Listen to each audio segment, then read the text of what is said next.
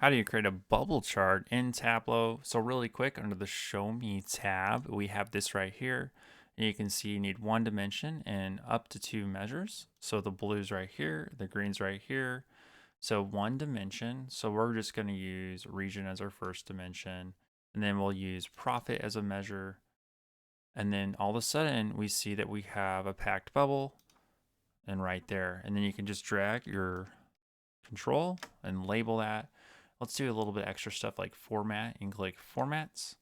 And then we want to basically change the background to black. So it's going to give that cool texture. But you notice how the bubbles are over here on this side. They're all like packed. Well, if you go up here to view, right up here and click entire view, those are then going to show right there and looking very cool.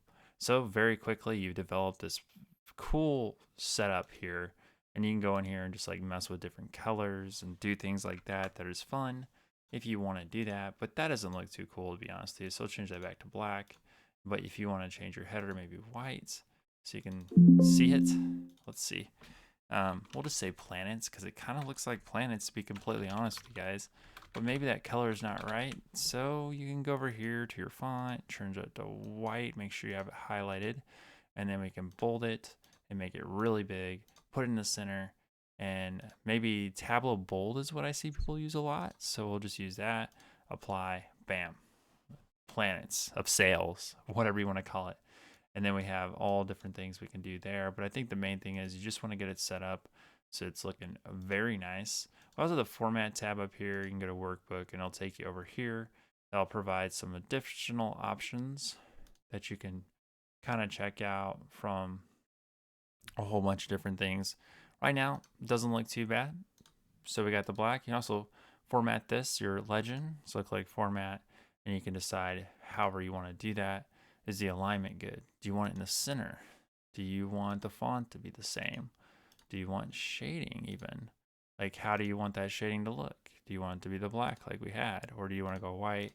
Do you want a border? I think a border is always a good thing to have on a legend because it kind of like brings it out, I guess. Make a big border and call it good, guys. So I think this is just like the little things that matter that really make a difference in making things look well and good.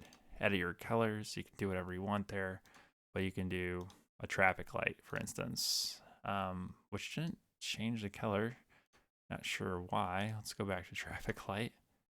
Assign palette, apply, and now we got traffic lights, basically traffic light planets. So just kind of like mess with things and see how it goes.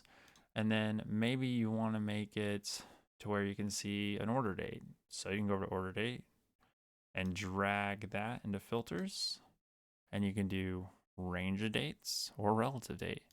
And we can do range of dates and do like minimum starting date, start from here and apply. So that's going to create that, but we want to get a filter. So we click show filter, and now you can have it go through the dates and see how these things change over time. Very cool, right? So you can quickly see what's going on. What are the game changers? Is it really like going in there, and is the data really adding up? So some cool things you can do there. Of course, if you don't like that, you can hide your mark labels or you can add your mark labels. You can also do some other things here like add your captions, a summary, and some other things to your bubble, packed bubble. But that's basically how you do it. Just make sure your dimensions are good. Remember, blue and green is what you're looking at over here. But it's going to allow you to put stuff really together very quickly.